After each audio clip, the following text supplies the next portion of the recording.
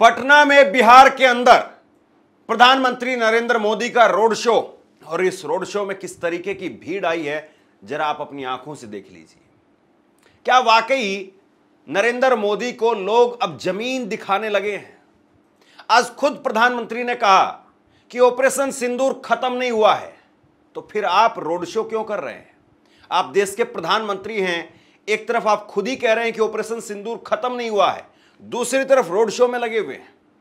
जाइए तैयारी कीजिए, रणनीति के लिहाज से और दूसरे तरीकों से तैयारी कीजिए, लेकिन आप रोड शो में लगे हुए हैं। दूसरी तरफ भाजपा का एक और घटिया बयान देने वाला नेता सामने आया।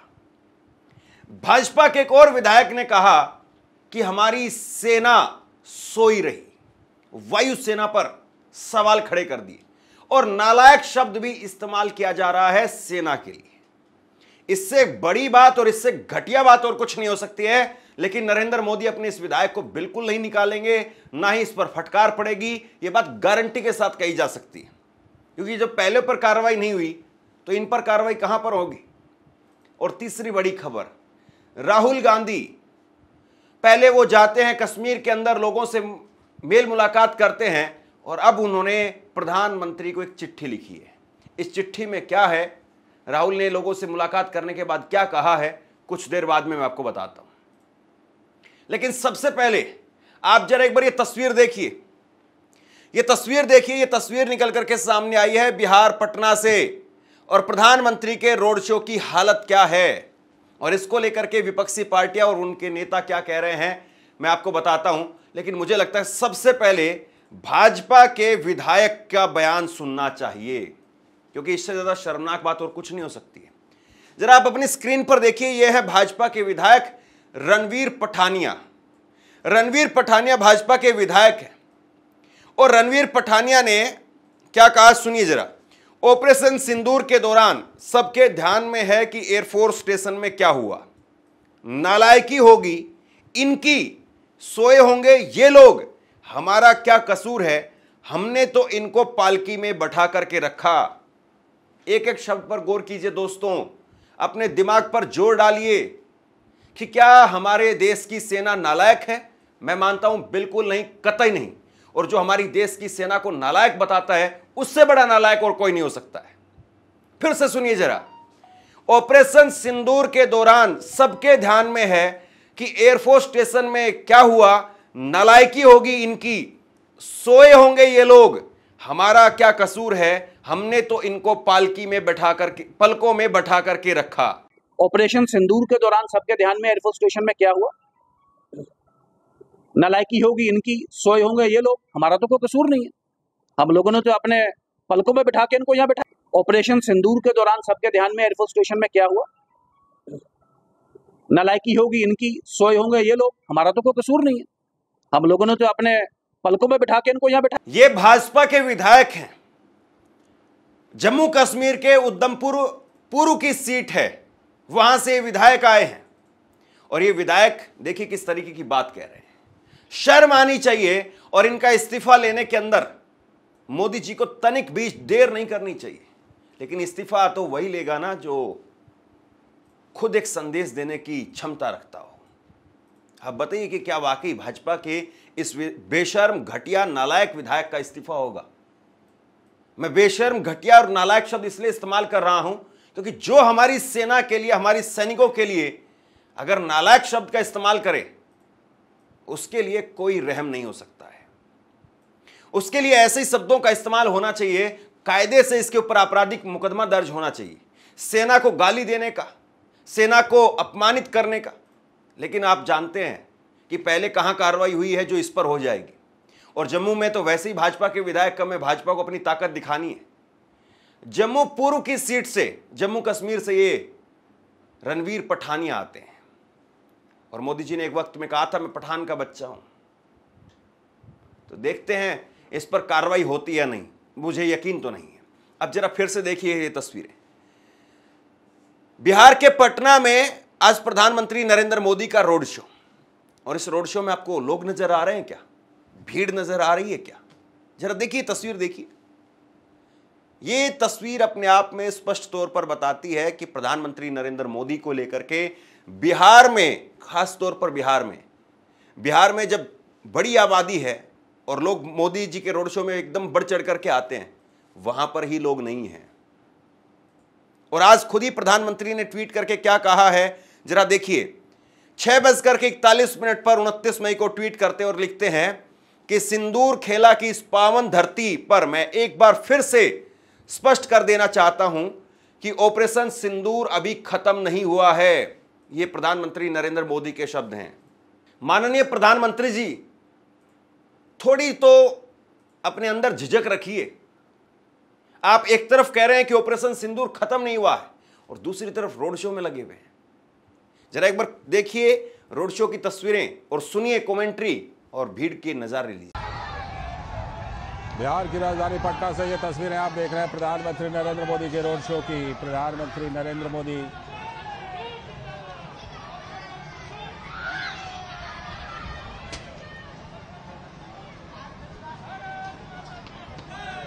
तो प्रधानमंत्री का पटना में ये रोड शो पटना हवाई अड्डे से लेकर वीरचंद पटेल मार्ग तक इस रोड शो का आयोजन किया गया है। ये रोड शो की जिस तरीके से तस्वीरें निकल करके सामने आ रही हैं, ये बिहार का रुझान बता रही है। बिहार कांग्रेस ने ट्वीट करके लिखा है, पटना की सम्मानित जनता ने जैविक देशद्रोहियों को दिया जवाब, रोड शो में नहीं आई जनता। पटना में मोदी का रोड शो क्रॉस का निशान लगाया यानी फ्लॉप, और ऑपरेशन सिंदूर की राजनीतिकरण ये एकदम हिट है। यानी रोड शो फ्लॉप हो गया और राजनीति इस पर खूब की जा रही है।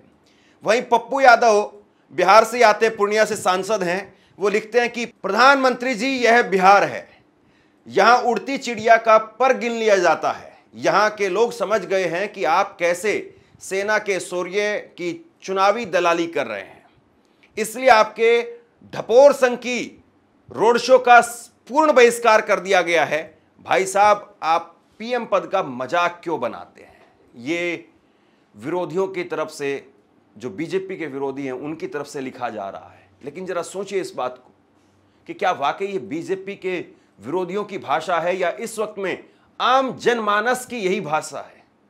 क्या आम जनमानस वो भी ये चाह रहा है कि इस वक्त में प्रधानमंत्री को रोड शो नहीं करना चाहिए? आपसे भी एक सवाल पूछना चाहता हूं। जिस वक्त में प्रधानमंत्री खुद कह रहे हैं, जिस वक्त में प्रधानमंत्री ये कह रहे हैं कि ऑपरेशन सिंदूर जारी है, तो क्या प्रधानमंत्री को बैठ करके तैयारी नहीं करनी चाहिए, या फिर ऑपरेशन सिंदूर चलता रहेगा और राजनीति भी चलती रहेगी? ये कमाल की बात है। अब देखिए किस तरीके की तैयारियां की गई थी। ये तैयारियों से पहले की वीडियो है, जब मोदी जी नहीं आए थे उससे पहले की वीडियो। अब देखिए दोनों तरफ साइड के कितने लकड़ी लगा करके, बड़े बड़ी लकड़ियां लगा करके तब जो है तैयारी की गई। मतलब कि पता नहीं कितनी भीड़ उमड़ करके आएगी, और कितनी भीड़ उमड़ करके आई हमारे सामने है। तो क्या वाकई अब की बार बिहार भाजपा को बाहर करने वाला है? सवाल बहुत बड़ा है। वही पप्पू यादव ने एक और वीडियो ट्वीट करते हुए क्या लिखा है जरा देखिए। बिहार में बीजेपी की यही औकात है, बिना नीतीश बिहार में बिल्कुल फिनिश। नरेंद्र मोदी जी के रोड शो में 200-400 लोग। नीतीश जी समझ जाइए, बिहार को बीजेपी नहीं है स्वीकार। संभलिए, नहीं तो भाजपा के आसपास रहे तो आप पूरा साफ हो जाएंगे। ये पप्पू यादव की तरफ से लिखा गया है। मतलब वाकई अब बिहार से जो तस्वीरें निकल करके सामने आ रही है, इस पर सवाल खड़ा हो गया है। बिहार की राजधानी पटना से ये तस्वीरें आप देख रहे हैं प्रधानमंत्री नरेंद्र मोदी के रोड शो की। प्रधानमंत्री नरेंद्र मोदी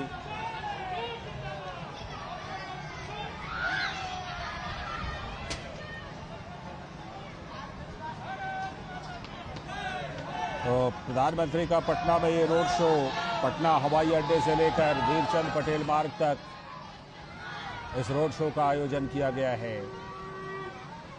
और इस रोड शो में भारी संख्या। और ऐसा भी नहीं है कि केवल प्रधानमंत्री पर विपक्ष के नेता ही कटाक्ष कर रहे हैं या वो उन पर फबतियां कस रहे हैं। आप देखिए, अभिषेक कुमार हैं, बिहार पटना से ही आते हैं, स्थानीय पत्रकार हैं। उन्होंने लिखा कि बिहार इकलौता एनडीए शासित राज्य है जहां पीएम मोदी के रोड शो में सीएम नदारद है। अभी 2 दिन पहले अहमदाबाद के रोड शो में पीएम के बगल में गुजरात के सीएम खड़े थे। दोनों एक ही गाड़ी पर सवार थे और नीतीश कुमार ने आखिरकार रोड शो से दूरी क्यों बनाई? सवाल बहुत महत्वपूर्ण है। जब पटना के अंदर आप ये देखिए, पटना में रोड शो हो रहा है, तो मुख्यमंत्री कहां है? मुख्यमंत्री क्यों नहीं प्रधानमंत्री की गाड़ी पर नजर आए? भाई चुनावी समय में तो वो झुंझुना लेकर के भाजपा वाला चुनाव चिन्ह लेकर के खड़े थे बगल में, लेकिन अब नजर क्यों नहीं आ रहे? या फिर बीजेपी ने साफ कह दिया कि आप घर पर बैठिए, प्रचार अब हम करेंगे, वोट अब हम मांगेंगे। कमाल की बात है। जो कुछ हो रहा है वो वाकई अपने आप में बहुत सारे सवाल खड़े करता है कि क्या वाकई बिहार में बीजेपी के लिए अब जमीन खिसक चुकी है? राहुल गांधी ने ये लेटर लिखा और राहुल गांधी ने आज 29 मई को प्रधानमंत्री नरेंद्र मोदी को ये चिट्ठी लिख करके कहा कि आदरणीय श्री नरेंद्र मोदी जी, प्रधानमंत्री भारत सरकार, प्रिय प्रधानमंत्री जी, मैंने हाल ही में पुंछ का दौरा किया, जहां पाकिस्तानी गोलाबारी में 4 बच्चों सहित 14 लोगों की दुखद मौत हो गई और दर्जनों लोग घायल हुए हैं। इस अचानक और अंधाधुंध हमलों ने आम इलाकों में भारी तबाही मचाई है। सैकड़ों घर, दुकानें, स्कूल, धार्मिक स्थल पूरी तरह से तबाह हो गए। कई पीड़ितों ने बताया कि उनकी वर्षों की मेहनत एक झटके में बर्बाद हो गई। पुंछ और सीमा पर लगे अन्य क्षेत्रों के लोग दशकों से शांति और भाईचारे के साथ में रह रहे हैं। आज जब वो इस गहरे संकट से गुजर रहे हैं तो हमारा कर्तव्य है कि हम उनके दुख को समझें और उनके जीवन को फिर से संवारने के लिए हर संभव सहायता प्रदान करें। मैं भारत सरकार से आग्रह करता हूं कि पाकिस्तान की गोलाबारी से प्रभावित पुंछ और अन्य इलाकों के लिए एक ठोस और उदारता से भरा राहत और पुनर्वास पैकेज तैयार किया जाए। तो कभी इतनी दहशत इतनी एज में हमने भी नहीं देखी। और घर के अंदर फट रहे हैं, पूरे मकान कांप रहे हैं, पूरे शीशे गिर रहे हैं ऊपर, मकान की खिड़कियां गिर रही हैं। तो ये तो हमें उम्मीद नहीं थी कि हम अभी नेक्स्ट दोबारा ऐसा देखेंगे, जिंदगी मिलेगी दोबारा, लेकिन ऊपर वाले का देन था जो आज हम जिंदा है। इन्होंने बोला रात को लाइटें बंद कर दो, हमने थोड़ा सा ये करना है वो करना है, लेकिन पूरा जंग का माहौल बना दिया यहाँ पर। यहाँ पे काफी मतलब शेल्स गिर रहे थे। एग्जैक्टली कितने मतलब इस एरिया में कितने गिर? मोर देन 5 तो गिर चुके थे सुबह। मतलब अगर यहाँ की बात करेंगे 2 यहाँ गिर गए थे। सिर्फ बिल्कुल क्राइस्ट स्कूल के अपोजिट में ही एक हमारे प्रोफेसर हैं, कजन है, उनके घर भी गिर चुका, उनकी गाड़ी डैमेज है। सब लोग डर चुके थे, हम भी डर चुके थे और कोशिश कर रहे थे किसी सेफ जगह पे हमें जाया जाए। 7 तारीख को रात 2 बजे से लेकर सुबह 10 बजे तक शेलिंग होती रही, जिसमें सबसे ज़्यादा नुकसान इस वार्ड नंबर 3 में हुआ है। ये पूरी वार्ड नंबर 3 में कम से कम इधर कोई 20 से 25 मकान डैमेज हुए, लेकिन सबसे ज़्यादा मकान ये है महीदुद्दीन शेख साहब का। जो हम बोलेंगे वो आप दिखा नहीं पाओगे, दिखाओगे नहीं, फायदा क्या है उसका बोलने का? आप बताओ, हम दिखाएंगे। आज से पहले भी मीडिया पर्सन बहुत आए यहाँ पे, नेता लोग भी आए, LG साहब आए, किसी ने ये नहीं देखा कि किस घर में नुकसान है। अब हम बात बताएं कि किसके सामने बात रखें। ये मेरी मिसेज को लगी हुई है, देखो, जब लगता है 1 लगे, 2 लगे, 3 लगे, फिर उसके बाद 2 सिलेंडर फटे, फिर स्कूटी पेट्रोल की भरी हुई वो फटी। हमारे सब पे तो 6 धमाके हुए। हम उस हिसाब से पता नहीं कैसे हमें उस अल्लाह ताला ने ज़िंदगी दे दी। हमारी सारी ज़िंदगी की कमाई यही थी जो इस पे लगा दी है। अब आगे बच्चों को कैसे पढ़ाएंगे, अपना काम क्या करेंगे, तो कैसे करेंगे? मेरे साथ में ये गली में 2 बच्चे, जुड़वा बच्चे थे, वो दोनों की यहाँ पे अपना डेथ हो गई इसी गली में, इसी मेरे मकान पे पड़े तीनों। तो इधर से जो है अपना स्प्लिटर वगैरह जाकर उनको लगे तो वो वहीं पे मार गए दोनों बच्चे। तो आप कहाँ से आ रहे थे? सर मैं उस साइड से आ रहा था, वहाँ से। मैं जब बच्चे जो थे सर वो वहाँ आगे थे और जीजू मेरे जब मैं वापस आया सर इस घर के अंदर थे सर, वहाँ बैठे हुए थे सर। जो जीजू मेरे थे वो यहाँ थे। जब मैं दोबारा वापस आया तो यहाँ से अंदर से मैंने उनको उठाया, तो बच्चे जो थे सर वो आगे थे सर, वो लास्ट यहाँ पे औरत खड़ी? हाँ, नहीं इनसे ही जहाँ पुलिस वाला खड़ा था वहाँ पे। तो मैं वहाँ से आ रहा था तो ये शेल गिरा कहाँ? वो पीछे गिरा उधर, और स्प्लिटर्स वहाँ से आए? वहाँ से आए सर, उनको लगे। जीजू मेरे पता यहीं गिर गए थे, कहीं बच्चे वहाँ थे। ये ऊपर लगे हैं ये? हाँ, वहाँ बच्चे वहाँ आ गए थे। जब मैं आया मैंने वहाँ से उठा के लिया। मैं इसलिए बचा कि मैं उस गली से उस साइड था। You lost your little friends. I'm very sorry about that. आप ज़्यादा तो नहीं घबराए हो? हाँ, बिल्कुल नहीं। ठीक है? Love you. I want you to know that you are extremely brave children and we are very, very proud of you. Don't worry. Everything will come back to normal. एक ही बेटा? जी, एक ही बेटा, एक ही बच्चा? एक ही बच्चा। तो बस वो भी काफ़ी डर गया था, शेलिंग काफ़ी हो रही थी। फिर सुबह जब यहाँ स्प्लिंटर गिरने लगे, यहाँ पर हमारे यहाँ से आप आए, काफ़ी स्प्लिंटर थे यहाँ पर, तो डर लग गया कि एक ही बच्चा है, उसको किसी तरीके से सेफ जोन में मिल जाए। तो कोशिश की, बस वो कोशिश थी, तो उस कोशिश में तो घर के बाहर थे आप? कहाँ पे थे आप? तब हम गाड़ी में यहाँ से जा रहे थे, ये बहुत अच्छा गाड़ी में लगा? गाड़ी के साइड में लगा, वहाँ से सेफ जगह जाना चाहते थे, वहाँ बम गिरा गाड़ी के नज़दीक। सर बात ऐसे है कि कुछ हमारी गवर्नमेंट की कमी रही, हमारी स्टेट गवर्नमेंट या सेंट्रल गवर्नमेंट लोगों को अभी नहीं किया। और सबसे बड़ा दुख ये है, दो हादसे हो गए, दो चीज़ हो गई। एक तो ये कि सर इनके सर से शायद चला गया, दूसरा सर ये कि नेशनल मीडिया ने उनको जो इंटरनेशनल टेररिस्ट बना के रख दिया। एक इनोसेंट आदमी को जो 21 साल से यहाँ पढ़ा रहा था एज ए टीचर, उसको जो है उन्होंने, वो इस फैमिली के लिए इतना बड़ा सेटबैक था, वो सदमा ये झेल नहीं सके, ये फैमिली बर्दाश्त नहीं कर सके। तो हम ये चाहेंगे कि ये मीडिया का जो नेगेटिव रोल है ये ख़त्म होना चाहिए। बिल्कुल, हमारी इस ग्रेट नेशन के लिए सबसे नुकसान बहुत खराब नेगेटिव रोल है इनका। हाँ जी, हम चाहते हैं हर चीज़ में। मैं चाहता हूँ कि इन बच्चों को इंसाफ मिले। और सबसे बड़ा जो इस हमारा जो LOC पर प्रॉब्लम है वो हमारा हेल्थ सेक्टर है, बड़ा कमज़ोर है। हम सबसे ज़्यादा सफ़र जो हो रहे हैं, परेशान हो रहे हैं हेल्थ सेक्टर के ठीक ना होने की वजह से। बहुत बुरा हाल है सर, इसका आप जरूर देखें। ठीक है ये सर यहाँ आकर गिरा, ये शीशे वगैरह सब टूट गए, वैसे टेम्परेरी हमने ये हमारे ये देखे सर, ये पड़ा यहाँ, ये यहाँ पड़ा। उस साइड से आ रहे हैं? उस तरफ से, तो वो पाकिस्तान की पहाड़ी है, वो सामने वाली। आप मुझे बताइए क्या कहना चाहते हैं, क्या लाना चाहते हैं? इसीलिए आया हूँ मैं, बताइए सर। हमारा ये रिक्वेस्ट है, जो माली नुकसान हुआ है लोगों की छत जो है वो टूट गई, कुछ घर ऐसे हैं जिनको रिपेयर के काबिल नहीं है। मतलब पूरा हमारा कहने का मकसद ये है कि कोई ना कोई एक ऐसा पैकेज जो है प्राइम मिनिस्टर पैकेज हो, जो कि इन लोगों को रिहेबिलिटेट किया जाए, रीबिल्ड किया जाए इनकी प्रॉपर्टीज को। इस किस्म की कोई जो है हम नहीं चाहते। Forward, I'll write a letter on your behalf. Okay? यहाँ पे हमारे शहीद हुए हमारे प्राइम मिनिस्टर नरेंद्र भाई मोदी जी 22 मिनट उन्होंने स्पीच की, पुंछ का नाम उन्होंने बिल्कुल नहीं लिया। हमें पूरा यकीन है राहुल जी के जो हमारे शहीद हुए हैं उनके लिए आवाज बुलंद करेंगे, 50 लाख की आवाज बुलंद करेंगे। ये इसीलिए पूंछ की हम इंडियन आर्मी के साथ हैं। पाकिस्तान ने मंदिर, मस्जिद, गुरुद्वारे, चर्च, मदरसे और सिविलियन को नहीं बख्शा, जिसके अंदर हमारे 13 लोग जो है पुंछ के शहीद हो गए और हजारों की तादाद में हमारे मकान जो है वो क्षतिग्रस्त हो गए हैं। आप इस दुख की घड़ी में बहुत दूर से चल के यहाँ आए हैं, जिससे हमारा सीना जो है वो गर्व से मैं क्या नहीं सकता। I have no words to say before your good servant. हमारी यही दुआ है। मैं यहाँ मेरे इसमें 2 लक्ष्य हैं। एक तो आपकी क्या सिचुएशन है उसको देखने, जो आपको दुख हुआ है, चोट लगी है, उसको समझने, और फिर जो आपकी इश्यूज़ हैं उनको मैं या डायरेक्टली प्राइम मिनिस्टर को लिखूं या फिर मैं पार्लियामेंट में रेज़ करूं, तो आपकी आवाज़ थोड़ी मतलब नेशनल लेवल पे रेज़ करी जाए। ये मेरा लक्ष्य था। ठीक है, थैंक यू। हम गरीब लोगों का तो कोई था नहीं, कोई इसमें कसूर नहीं था, कोई दोष नहीं था। जिसका भी अगर पाकिस्तान ने ये नापाक हरकत की तो ये करते वो आर्मी का आपस में टकराव था, लेकिन उन्होंने सिविलियन को अटैक किया। जो भी है, हम लोग बॉर्डर के लोग हैं, लेकिन हमें नुकसान ही देखना पड़ता है, जान का नुकसान, मकान का, जो भी है पीछे ही जा रहे हैं, हम आगे की तरफ नहीं जा रहे। आज सारे जो है सारे तरक्की की तरफ जा रहे हैं, हम बैक जा रहे हैं। हमारे घर में मौतें हो रही हैं और हम बैक जा रहे हैं और बेरोजगारी की तरफ जा रहे हैं।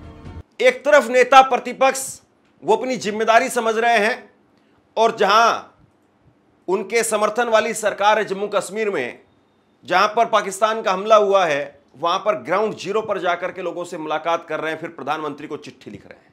और दूसरी तरफ प्रधानमंत्री नरेंद्र मोदी वो रोड शो करते हुए घूम रहे हैं, रैली कर रहे हैं। और तीसरी तरफ उनके विधायक बदतमीजी पर आ गए हैं, सेना का अपमान कर रहे हैं। अपमान भी छोड़िए, अब तो गाली दी जा रही है। आप बताइए देश की जनता इसको कैसे देखेगी? देश की जनता इसको कैसे स्वीकार करेगी? आप लोग इसको कैसे देख रहे हैं?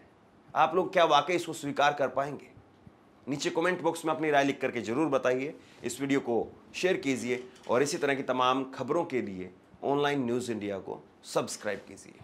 धन्यवाद।